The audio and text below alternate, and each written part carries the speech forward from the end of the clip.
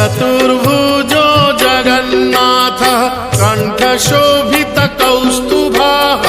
पद्मनाभो देवगर्भश्चन्द्रसूर्यविलोकनः जगन्नाथो लोकनाथो नीलाद्रीशः परो हरिः दीनबन्धुर्दया सिन्धुः कृपालुः जनरक्षकः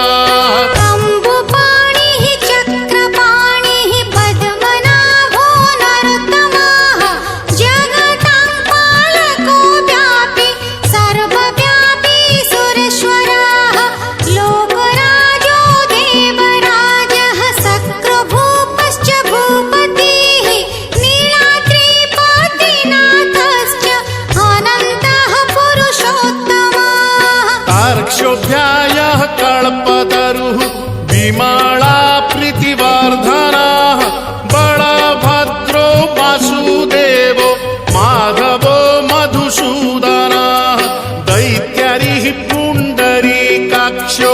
वनमाली बलप्रियः ब्रह्मा विष्णु वृष्णिवंशो मुरारिः कृष्णकेशवः